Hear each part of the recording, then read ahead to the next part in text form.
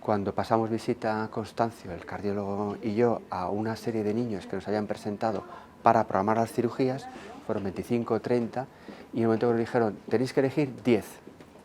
Lógicamente la pregunta era, ¿qué pasa con el resto?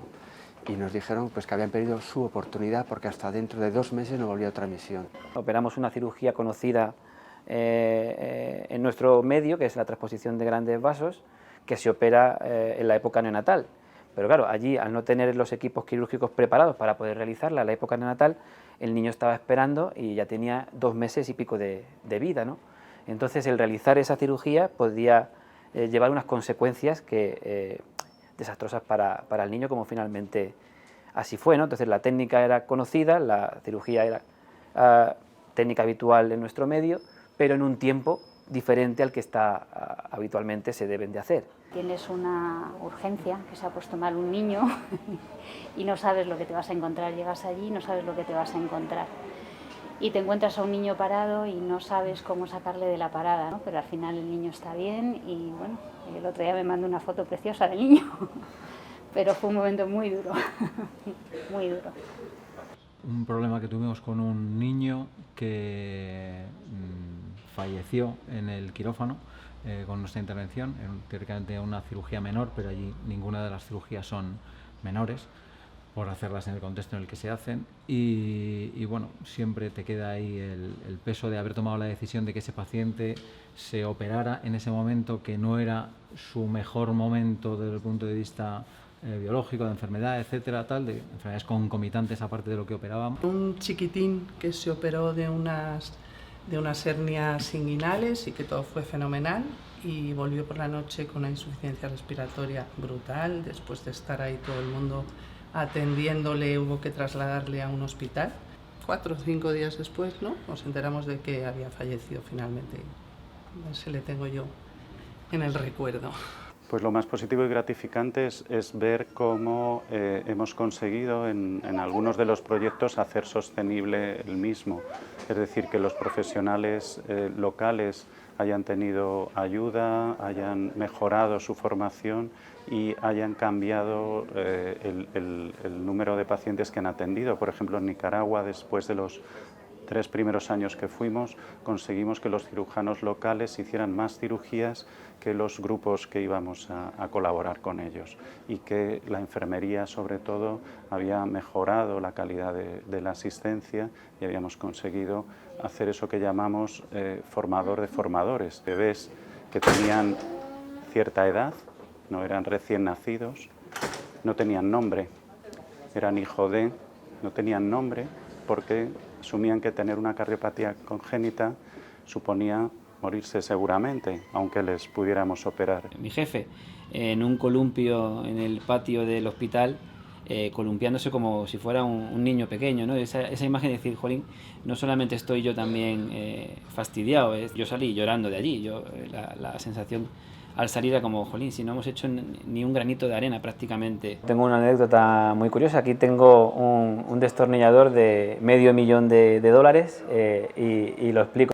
Compañeros de Nicaragua tenían estropeada una de las máquinas que íbamos a usar en quirófano para la circulación extracorpórea, y a través de fotos y demás pudimos ver qué pieza podíamos sustituir para poder arreglarla, y el primer día no sabíamos si íbamos a poder operar o no, y con este destornillador, que suple a una compra de una bomba de $500.000, pudimos arreglarla y hacer la semana de cirugías.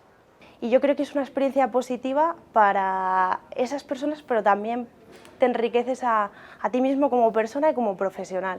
O sea, yo creo que ellos te dan lecciones de vida y de trabajo, incluso lecciones laborales. Y me parece que es algo que deberían de hacer todos los profesionales de la salud. La situación más dura que viví fue cuando un día en un apartado una madre me dio un bebé diciendo que me lo entregaba para que me lo llevara para mi país a dar un futuro mejor. Bueno, hay muchas situaciones duras porque te enfrentas a un mundo muy complicado, pero quizá si tuviera que elegir algo me quedaría con la desesperanza, sobre todo de muchas mujeres que ven que su vida acaba pronto porque son entregadas a un matrimonio forzoso o porque abandonan la escuela para casarse. Y esa falta de futuro, ¿no? es quizá lo que más tristeza a mí como mujer europea con un montón de posibilidades me produce. También en esa misma localidad de Roboré pues fue una señora que estaba de parto, que no tenía otra forma de parir que la cesárea, que no podía llegar al hospital de referencia porque estaba muy lejos, y tuvimos que improvisar una cesárea, salió todo bien, y al año siguiente, cuando volvimos, fue a visitarnos con el que entonces había sido la recién nacida, que ahora ya era una niña de 1 año, y bueno, pues fue muy bonito encontrarnos con ella. En Roboré, donde estábamos, nosotros hacíamos una campaña todos los años.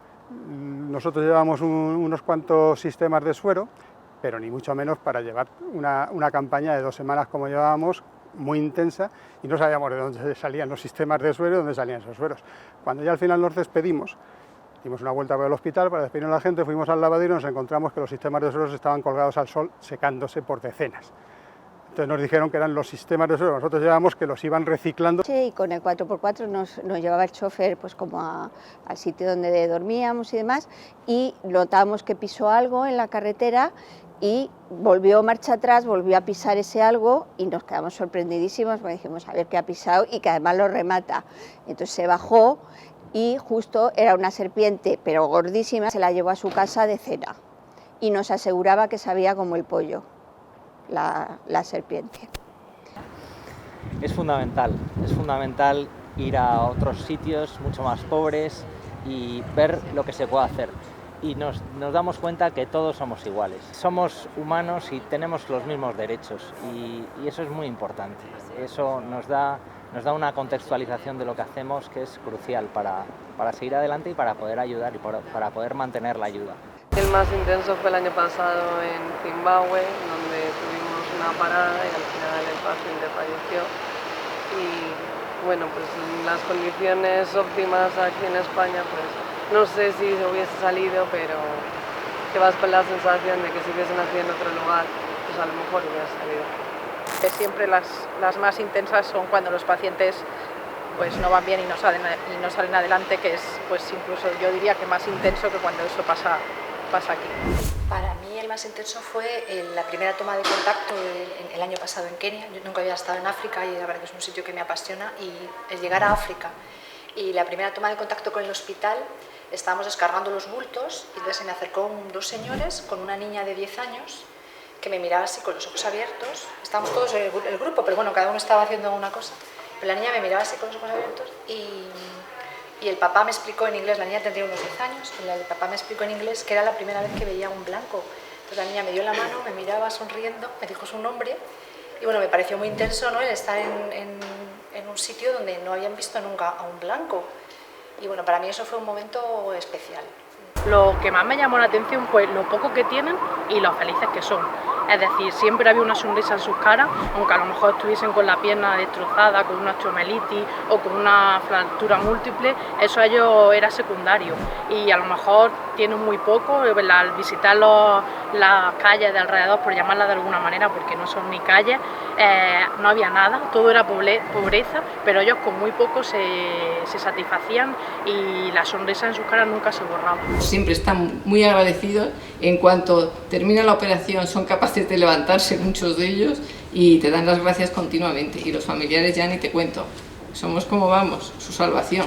Bueno, es natural, porque no se operan durante tiempo de unas patologías que les impiden hacer su vida, y cuando nosotros, para una simple hernia, pero hernias que les llegan hasta la mitad de la rodilla, entonces cuando nosotros operamos eso, pues, y empiezan a volver a hacer su vida normal, vamos, eso es un mundo para ellos.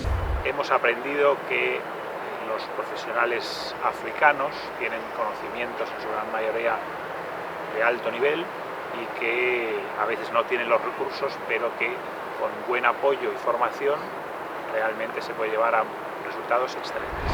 Aprendes que cambiarías muchas cosas del mundo, aprendes sobre todo quizá a valorar lo que tienes y a ver, quizá tienes que aprender, esto es difícil de decir, pero tienes que aprender cómo continuar con tu vida aquí, ¿no? Sabiendo lo que dejas allí, hasta qué punto no sabes si lo que dejas allí o lo que has hecho allí es suficiente, ¿no? Entonces, bueno, al final vienes aquí y dices, qué importante es lo que tengo, y siempre se te plantea el reto de, ¿podría hacer algo más, ¿no? Que no fuera solo la parte práctica, sino influir o cambiar o modificar algo de allí. Te aprendes un poco que las personas somos limitadas, ¿no? Le animaría, pero también le diría que es muy importante, antes de salir a una misión, antes de salir a campo, que se forme y que se informe. Que se forme en el sentido de que va a estar en un país, en un contexto en el que tanto las enfermedades como, sí, sobre todo eso, las patologías son muy diferentes a las que nosotros estamos acostumbrados a ver aquí y es necesario recibir esa formación y luego que se informe también de las condiciones en las que va a trabajar, de cómo va a poder enfrentarse a ciertas enfermedades, a ciertas patologías, a ciertos problemas, eso es fundamental. Luego también que abra mucho la mente en el sentido de la concepción que nosotros tenemos de la medicina. Es importante ir con la mente muy abierta porque la forma de enfrentar, por ejemplo, que ellos tienen la muerte, que ellos tienen la enfermedad es muy diferente a la nuestra y ir con una mentalidad completamente occidental yo creo que puede ser negativo, incluso frustrante para una persona que va por primera vez, pero sobre todo también le animaría mucho. Es una experiencia brutal que te cambia la vida, que te engancha. O sea, qué raro ir solo una vez. Yo creo que el que va una vez va otra y va otra. Y sí que es verdad que yo lo que recomendaría es también hacerlo con un poco de cabeza. O sea, no puedes ir que la campaña está bien, que tu compañero lo conozcas o por lo menos sepa cómo trabaja. Yo al principio era más alocada y en Kenia fui más alocada y luego me vi que las cosas allí tienes que tenerlas muy atadas, papeles todo muy bien, botiquín todo muy bien. Está muy bien ir y echarle valor, porque hay que echarle valor, pero también hay que tener cabeza en tenerlo todo muy bien organizado desde aquí.